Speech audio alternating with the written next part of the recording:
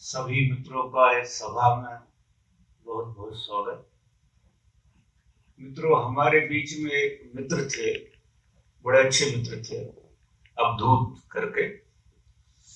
अभी कुछ एक आध घंटे पहले, 2 घंटे पहले उनका स्वर्गवास हो गया। तो उनके लिए हम 5 मिनट का मौन रखते हैं, इसके बाद बातचीत करते हैं।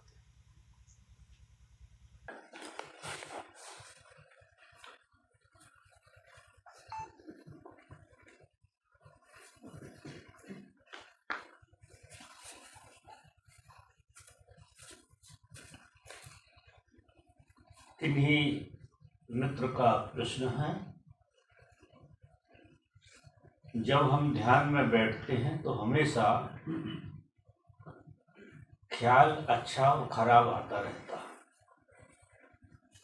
ऐसा क्यों?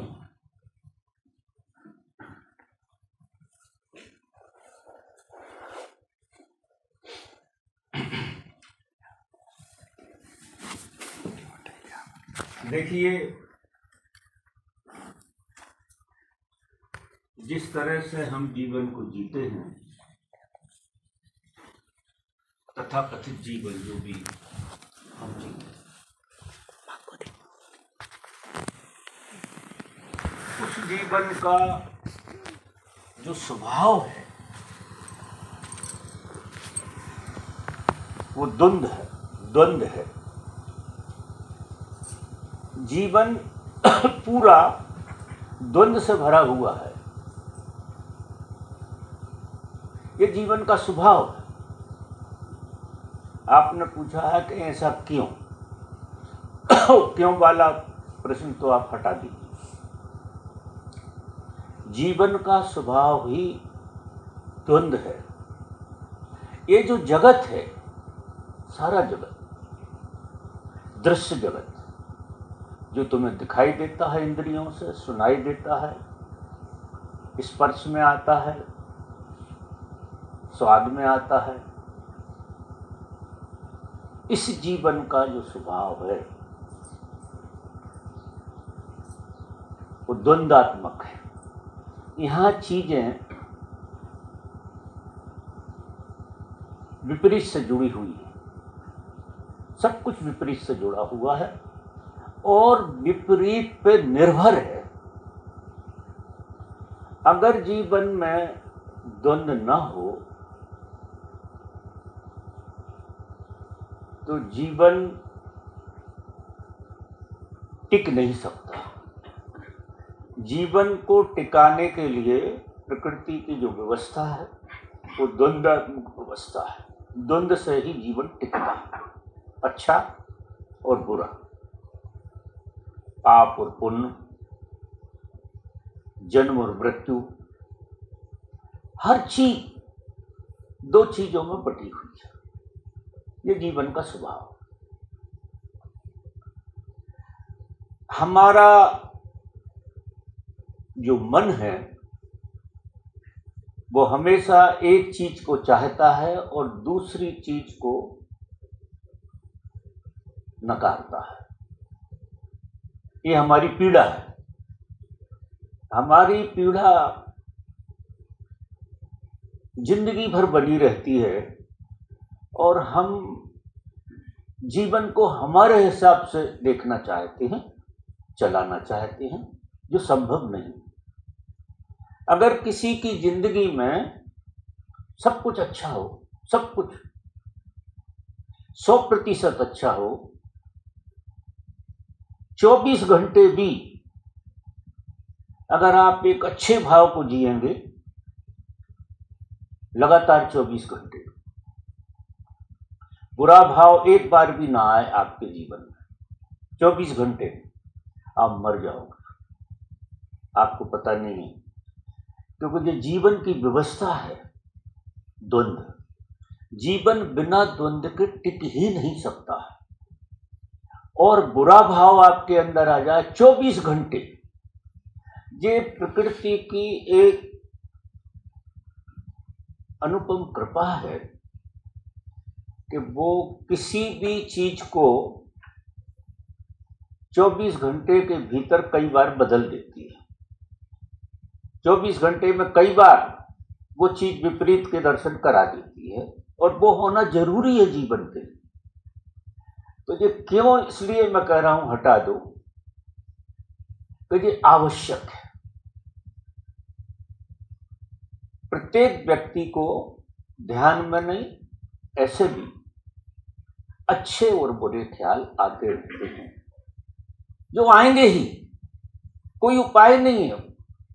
अब देखिए, ये नदी है, ये नदी दो किनारों के साथ नदी है। अगर इसका दूसरा किनारा पूरा का पूरा खत्म कर दिया जाए, सिर्फ एक किनारे पर नदी को चलाया जाए, तो नदी का बहाव बंद हो जाएगा, नदी खत्म हो जाएगी, नदी बह नहीं सकती है, नदी नदी नहीं रहेगी, वो कुछ और हो जाएगा। दूसरा किनारा इस किनारे को सपोर्ट कर रहा है, वो किनारा इस किनारे को सपोर्ट कर रहा है, और इन दोनों किनारों के जीवन में जो बहाव है वो जीवन है। ना तो अच्छा ख्याल जीवन है, ना बुरा ख्याल जीवन है। जीवन के ये दो किनारे हैं, एक ये है और एक ये है। अगर कोई व्यक्ति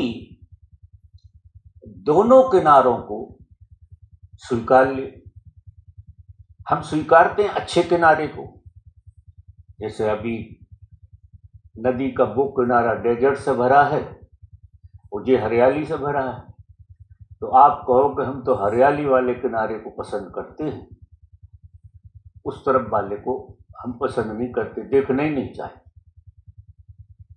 तो तुम फिर पूरी नदी को जी नहीं पाओगे, पूरे जीवन को नहीं जी सकते। पूरा जीवन वही लोग जीते हैं जो दूसरी अवस्था को भी ज्यों का त्यों स्वीकारते हैं। कारण क्या है कि ये दो अवस्थाएं तो है ही नहीं। मजा देखो जी, एक अवस्था दो में टूट गई, अवस्था एक ही है जो जीवन है। जीवन दो भागों में नहीं बटा है, मन ने जीवन को दो भागों में बांट लिया, एक को वो अच्छा कहता है, एक को वो बुरा कहता है। जिस तरह से अब पानी है, पानी, गर्म पानी और ठंडा पानी, पानी तो पानी है। अभी ठंडों के दिनों में गर्म पानी अच्छा लगेगा और ठंडा पानी खराब लगेगा। सर्दियों के दिनों में गर्म पानी अच्छा लगेगा और ठंडा पानी बिल्कुल अच्छा नहीं। फिर गर्मियां आई, अब गर्मी आई तो क्या होगा कि गर्म पानी अच्छा नहीं लगेगा, ठंडा पानी अच्छा लगेगा। अब चीज वही है, एक परिस्थिति से हमारा मन बदलता रहता है, परिस्थिति से। और वही चीज जो है, कभी बहुत गहरे से मार करोगे, अच्छे ऑब्जर्वेशन में अगर आप चलोगे, तो जो चीज अभी अच्छी लग रही थी वही चीज समय के अंतराल से बुरी लगने लगेगी, निश्चित ही। क्योंकि परिस्थिति बदली, वातावरण बदला, उस वातावरण ने उसकी तासीर बदल दी। तो अब अगर इसके फंडामेंटल उसमें जाओगे आप, तो बुरा और अच्छा कैसे हुआ। अब ये बुरा और अच्छा हमारी उपयोगिता की बात है, हमारी उपयोगिता। हमें गर्म पानी का उपयोग अच्छा लगता है ठंडों के दिनों में, और पानी पानी पानी तो अपनी जगह है, उसमें जो गर्माहट है और ठंडक है, वे हैं अच्छे बुरे। ऐसे मानिए, जो प्रकृति के हिसाब से बदलते रहते हैं। तो हम प्रकृति के हिस्सा हैं, हमारे भीतर बहुत सारे रासायनिक परिवर्तन होते रहते हैं, और वही चीज अच्छी होती है। और वही चीज, जब कोई आदमी इस तथ्य को समझ लेता है कि अच्छी चीज बुरी होने में देर नहीं लगती है और बुरी चीज भी अच्छे होने में देर नहीं लगता। अगर आपके फेवर में कोई चीज हो जाए तो वो अच्छी लगती है, उसके अच्छे विचार आने लगते हैं, और अगर फेवर में ना हो तो वही चीज बुरी लगने लगती है। अब चीज से कुछ लेना देना नहीं, ये आपकी मन की अवस्थाएं हैं। और ये दोनों अवस्थाएं, क्योंकि मन के बगैर कोई आदमी इस संसार में जिंदा रह नहीं सकता। विचार और मन संसार में रहने के बड़े अच्छे साधन हैं, विचार और मन। और विचार और मन जो है ना, द्वंद्व पर निर्भर है। द्वंद्व अगर जीवन में ना हो तो ना तो मन रहेगा ना विचार रहेंगे, दोनों चीजें। अब मन और विचार दोनों चीजें नहीं रहेंगे, आप जियोगे कैसे? आप संसार को नहीं जी सकते, कोई उपाय नहीं है जीने का। अगर मन और विचार आपके ना हो तो आप खाली हो गए। खाली आदमी काम का तो नहीं होगा, बैठा रह सकता है। इस कोमा में लोग चले जाते हैं। अब कोमा में कोई जिंदगी होती है क्या? तो इनको हमें समग्रता से स्वीकार कर लेना चाहिए। ध्यान में क्या कभी भी दो तरह के विचार आते हैं, सबको आते हैं। अच्छा भी आता है, बुरा भी आता है। चीजें अच्छी भी लगती हैं, बुरी भी लगती हैं, लेकिन तुम अच्छे बुरे नहीं। विचार अच्छा बुरा आता परिस्थिति के कारण, वातावरण के कारण। विचार भी बुरा नहीं होता, परिस्थिति में बुरा दिखने लगता है और परिस्थिति में अच्छा दिखने। विचार तो विचार होता है, वो अच्छा बुरा कैसे हो सकता? वो एक ऊर्जा है, और ऊर्जा तो पवित्र है, ऊर्जा में कोई दोष नहीं है। वही ऊर्जा परिस्थिति के साथ बदल जाती है तो अच्छी हो जाती है, परिस्थिति के साथ बदल जाती है तो बुरी हो जाती है। तो ऊर्जा की जरूरत तो है। अब तुम कहो कि ऊर्जा ही ना हो, और ऊर्जा तो रहेगी, लेकिन परिस्थिति तुम्हारे हाथ में नहीं है। परिस्थिति पूरी प्रकृति का खेल है, क्योंकि तुम सब परस्पर परतंत्र हो, स्वतंत्र कोई नहीं है। यहां एक परस्पर तंत्रता काम कर रही है। हम एक दूसरे के साथ परतंत्र हैं, स्वतंत्र नहीं। एक दूसरे के साथ बिना एक दूसरे के हम जी नहीं सकते, ये परस्पर तंत्रता है। आपस में परतंत्रता है, ये बड़े हाई लेवल की चीज है। कि अब इस स्थिति में व्यक्ति जैसी चीज तो है नहीं। ये जो हमारी मान्यता है कि हम व्यक्ति हैं, व्यक्ति आप बिल्कुल नहीं। इस संसार में एक परस्पर तंत्रता काम कर रही है। हम आजाद भी हैं और गुलाम भी हैं। एक हिस्सा हमारा आजाद है और एक हिस्सा हमारा गुलाम। ना तो हम 100% गुलाम हो सकते, ना 100% आजाद हो सकते।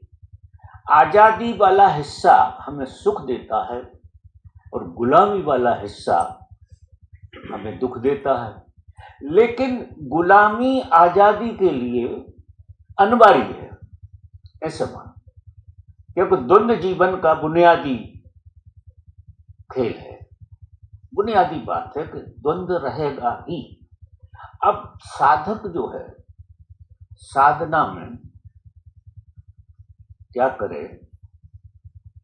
इन दोनों को स्वीकार कर ले। जब बुरा विचार आए तो उससे ना तो डरे और ना उससे लड़े। बुरे विचार को भी स्वीकार भाव से देखे और अच्छे विचार को भी स्वीकार भाव से देखे। तो क्या हो जाएगा? तुम दोनों विचारों के ऊपर उठ जाओ। अगर तुमने इस द्वंद्व को स्वीकार लिया, क्योंकि तुम द्वंद्व नहीं हो, द्वंद्व परिस्थितियां हैं, द्वंद्व का खेल चल रहा है, लेकिन इस खेल को जान तो तुम रहे हो। जरा गौर से देखो, बुरा विचार आता है उसे भी तुम जानते हो, अच्छा विचार आता उसे भी तुम जानते हो, तो निश्चित ही तुम तो कोई अलग नहीं हो गए। बहुत गौर से देखो, अगर बुरा विचार भी तुम देख रहे, अच्छे विचारे भी तुम देख रहे हो, तो तुम तो तीसरे हो ना कोई। तुम ना अच्छा विचार हो ना बुरा विचार। अगर तुम अच्छा विचार होते तो बुरा क्यों हो जाते? क्या जरूरत पड़ रही थी कुछ बुरा विचार होने की? और बुरे विचार थे तो अच्छे क्यों होते? बुरा विचार और अच्छे विचार प्रकृति की प्रक्रिया, मन का स्वभाव, द्वंद्व। लेकिन इससे सीखना है, इससे ये सीखना है कि मैं ना तो ये हूं ना मैं ये हूं। ये तो पक्की बात हो गई, क्योंकि मैं इसे भी जान रहा हूं और इसे भी जान रहा हूं, दोनों को जानता हूं। जब बुरा विचार होता तब भी आप जानने वाले होते हैं, अच्छा विचार होता तब भी जानने वाले। भूल कहां हो जाती है कि तुम जानने वाले हो लेकिन तुम विचार हो जाते हो बुरा। विचार विचार है, तुम नहीं हो। विचार विचार है, अच्छा हो या बुरा हो विचार। ना तुम अच्छा विचार हो सकते, ना तुम बुरे हो सकते हो किसी विचार के साथ, क्योंकि विचार विचार है और आप सिर्फ देखने वाले। ऐसी समझ डेवलप की जाती है ध्यान में, क्योंकि संसार में तो ये चीज को पकड़ना बहुत मुश्किल है। संसार में फिर इसके साथ तादाद में इतना घना हो जाता है बुरे और अच्छे के साथ, कि वहां साक्षी का सदना बहुत मुश्किल हो जाता है। साधक को ध्यान में ही समझना पड़ता है ये विज्ञान। ध्यान असली में है ही इसलिए, ध्यान हमको एक समझ देता है, एक अंडरस्टैंडिंग देता है।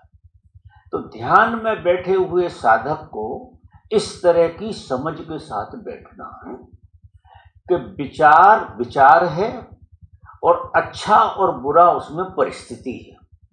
परिस्थिति के कारण अच्छा होता, परिस्थिति के कारण बुरा होता है। बाकी विचार मात्र एक ऊर्जा है, विचार है। और मैं विचार तो नहीं हूं, ये तो पक्की बात है, क्योंकि मैं उसे समझ पा रहा हूं, देख पा रहा हूं। तो मैं तो निश्चित ही बाहर खड़ा हूं ना। आप आश्चर्य करेंगे,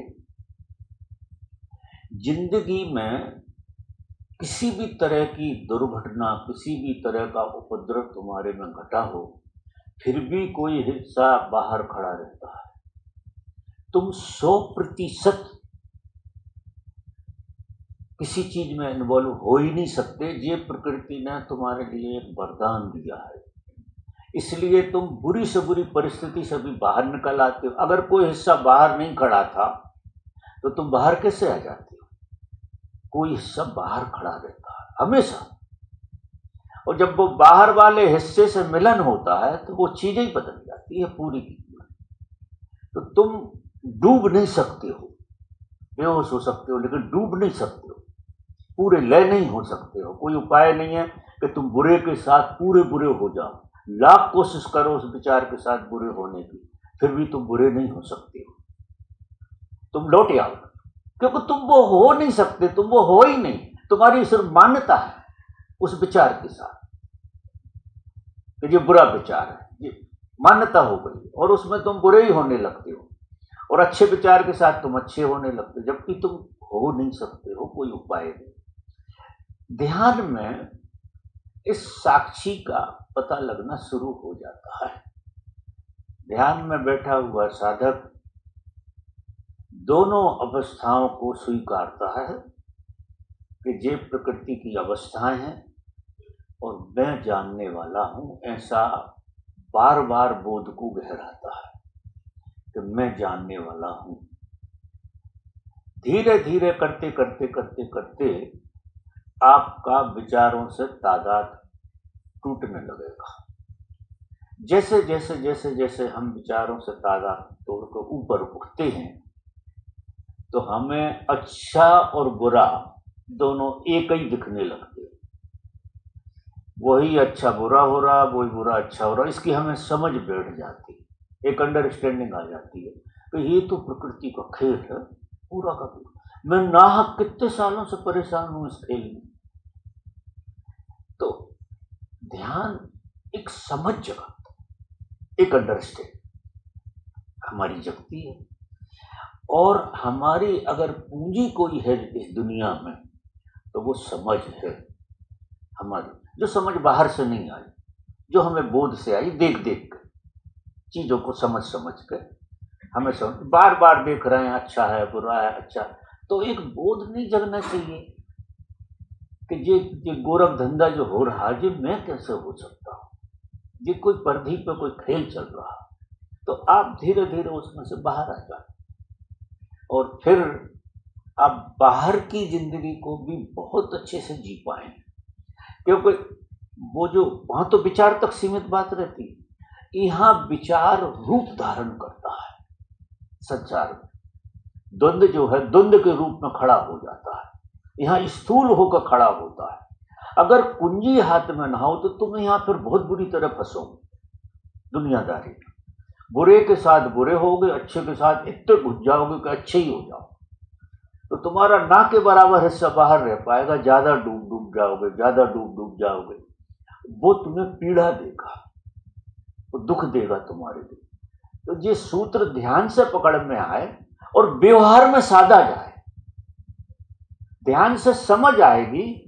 और ये जगत बना हुआ है व्यवहार के लिए, व्यवहार में वो घटना जब आएगी तो वो समझ काम करेगी और उससे तादात्म्य आपका बनेगा नहीं, और आप धीरे धीरे करते करते साक्षी की यात्रा में आ जाओ, आप बाहर खड़े हो जाओ और आप फिर हर घटना के साथ हंसोगे, अच्छी के साथ भी और बुरी के साथ। ये प्रकृति का प्रपंच है पूरा होगा, फिर अपने लिए नहीं दूसरे का भी कोई खेल होगा कि दूसरा किस खेल में फंसा है, उसे देख के भी तुम्हें हंसी आई, इसके हाथ में बेचारे की कुछ नहीं। यहाँ सब लोगों पे करुणा की जा सकती है, अगर सच पूछो तो यहाँ क्षमा किया जाता है हर एक आदमी को, क्योंकि आदमी के पास हाथ में कुछ नहीं, एक समझ है जो सोई हुई पड़ी है, बाकी परतंत्रता का नियम काम कर रहा है, जैसी हवा चलती है हम वैसे हो जाते हैं, इस तरह की हवा चलती है, जिस माहौल में आप बैठते हैं वो हवा घेर लेती है आपके लिए,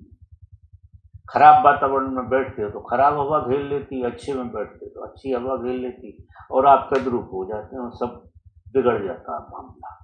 अब हमें पीड़ा किस बात की है? पीड़ा ये है कि हमारे बावजूद हो रहा सब कुछ, तो हमें लगता है फिर हमारी जिंदगी का मतलब क्या है, हम कभी भी फंस जाते हैं, कहीं भी फंस जाते हैं, और कभी कभी तो ऐसे फंस जाते हैं कि निकलना मुश्किल हो जाता है, तो हमें बड़ी पीड़ा होती। यानी हम चाहते क्या हैं? स्वतंत्रता। प्रत्येक व्यक्ति चाहे स्त्री हो चाहे पुरुष हो, एक स्वतंत्रता का आनंद है कि हम हर चीज से स्वतंत्र हों, अपने में जिए, और स्वतंत्रता के साथ खुद का स्वाद आता है, अपने में जीने का आनंद आता है, आदमी अपने में जीने लगता है मौज मस्ती से, तो वो जीवन जीवन है। और ये जीवन किनारों पे ढूंढ रहे हैं, किनारों पे सिर्फ कल्पना कर रहे हैं कि हम जी रहे हैं, बाकी इस किनारे से उस किनारे पे कूद जाते हैं, उस किनारे से इस किनारे, जी तो पाते ही नहीं, क्योंकि जीने के लिए तो बड़ा भाग चाहिए, थोड़ी समझ चाहिए। जी वही पाता है जो दो किनारों के ऊपर उठ जाता है, उसने किनारे दोनों छोड़ दिए। अब नदी कितनी मस्त बहती है क्योंकि किनारे छोड़ के बहती है। अब नदी किनारों को पकड़ ले तो क्या होगा? चाहे इस किनारे को पकड़े हरियाली वाले को, चाहे डेजर्ट वाले को पकड़े, तो नदी का स्वरूप नहीं खो जाएगा किनारे को पकड़ेगी तो। और जीवन की नदी किनारे पकड़ना चाहती है, जो अच्छा किनारा वहां वो टिकना चाहती है। मजा देखिए, जो अच्छा किनारा दिखता है उसे लगता है यहीं डेरा डाल लेते हैं, तो अब वो फंस गई कि नहीं नदी, वो नदी नदी नहीं रही। किनारे देखने के लिए बहुत अच्छे, और किनारे सपोर्ट कर रहे हैं। नदी को किनारों का सपोर्ट लेना चाहिए, किनारों को पकड़ना नहीं चाहिए, पकड़ना नहीं चाहिए। लेकिन नदी किनारे को पकड़ रही, जीवन की नदी, और किनारे को पकड़ेगी तो इधर उधर पोखर बन जाएगी। जो नदी में पोखर बन जाते जो हमारे यहाँ बने हुए, उसमें घुस के सड़ेगी, और क्या करे? जीवन की नदी पोखर बन जाएगी और किसी पोखर में सड़ेगी क्योंकि बहाव बंद हो गया। और गलती कहां हुई? किनारा पकड़ लिया। किनारा पकड़ नहीं, पकड़ना नहीं। किनारा सपोर्ट कर रहा है जीवन को, निश्चित ही सपोर्ट कर रहा है, धक्का देता है कि बहो, वो पकड़ने के लिए नहीं है। वही किनारा नहीं कहता कि मुझे पकड़ लो, नदी पकड़ बैठती है किनारे को, जीवन की नदी, नासमझी के कारण कि बहते बहते थक गए, अब ये किनारा पकड़ के थोड़ा आराम कर लेते, थोड़ा सुख ले लेते हैं इसका, ऐसा लगता है कि सुख ले लेते हैं इसका, और पोखर में घुस जाती है। और पोखर में घुस जाएगी तो गंदगी बनेगी, थोड़े दिन बाद 4 से 8 दिन ताजी हवा रहेगी और फिर वो गंदगी का खेल चालू हो जाएगा, जो जीवन का स्वभाव है। मेरी बात समझ रहे आप? तो इस तरह से एक क्यों शब्द को हटा दीजिए और थोड़े अब ध्यान में बैठो तो अवलोकन करिए अच्छे से, दोनों किनारों को स्वीकारिए, लड़िए मत, किनारे बुरे नहीं होते। इस जगत में कोई भी चीज बुरी नहीं है और हर चीज तुम्हें सहयोग करने के लिए खड़ी हुई है, ऐसे मानिए। अब सहयोग लेने की जो कला है वही धर्म है, वही समझ है। तो किस तरह से सहयोग लिया जाता है वो समझ पैदा हो जाए तो ये संसार स्वर्ग है, इसमें कोई चीज गलत कहीं नहीं हो रही है। सिर्फ देखने के मापदंड गलत हैं, जीने के मापदंड गलत हैं, समझने के मापदंड गलत हैं। शायद मेरी बात समझ में आई। ऐसे ही मिलता जुलता प्रश्न ये भी है, बाबा जी प्रणाम। वर्षों पूर्व जब ओशो और उनके पिता के विषय में महापरिनिर्वाण शब्द सुना था तो वो बहुत बड़ी और दूर की बात लग रही थी कि कोई उनके जन्मों की बाद शायद ऐसी अवश्य संभावना बनती है। लेकिन बाबा कुछ वर्षों से मैं अभी सदगुरु की पत्नी, ये किसने लिखा है, थोड़े गुजराती से शब्द हैं इसके अंदर, तो मुझे पढ़ने में आ नहीं रहा, पढ़ना जरा क्या है ये का मधुरमा कौन है? तेरा ही प्रश्न। अच्छा, तू सामने खड़ी तो ये थोड़ा सा पढ़ के बता, मुझे समझ में बैठे। तो गुजराती जब हिंदी में लिखते हैं तो पता नहीं क्या का क्या लिख देते हैं, का लिखेंगे तो लटका देंगे उसको, ऐसा कुछ हो जाए।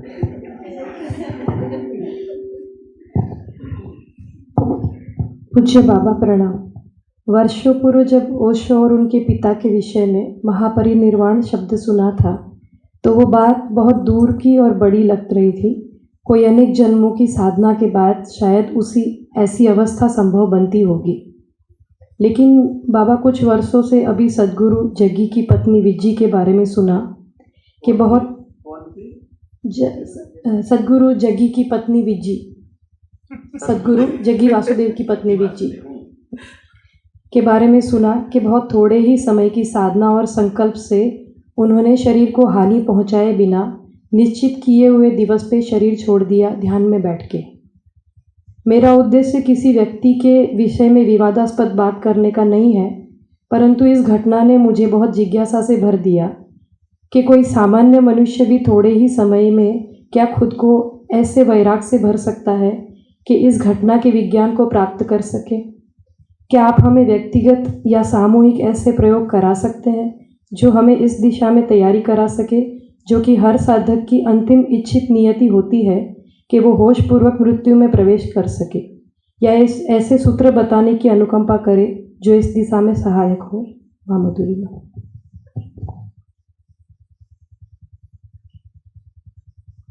देखिए, ये प्रश्न जो है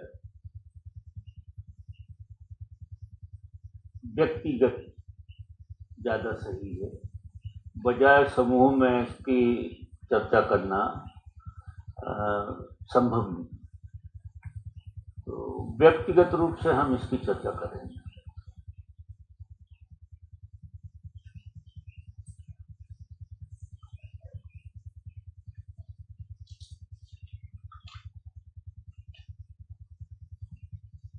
एक मित्र लिखते हैं कि आँख खोल के ध्यान करते हैं, आपके साथ ध्यान में किस प्रकार बैठना चाहिए। आँख बंद करने की कोशिश की थी पर झपकियाँ आती हैं। कोई आकाश हैं, प्रेम आकाश, जो भी नाम है। तो मित्र ऐसा है कि ध्यान तो आँख बंद करके ही घट सकता है, क्योंकि ऐसे ही तुम खुली आँख से भी सपने देखते रहते हो, और जब तुम खुली आँख से सपने देखते हो, ऐसी तुम्हारी अवस्था है, तो बंद आँख से तो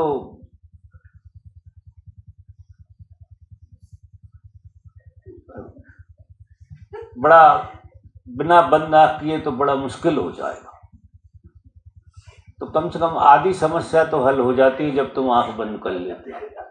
जब आँख खोलते हो तो तुम्हें इधर उधर देखने का दिल करता है और वहाँ सपने डालने लगते हो। यही कर रहे हैं, जिंदगी निकल गई पूरी की पूरी।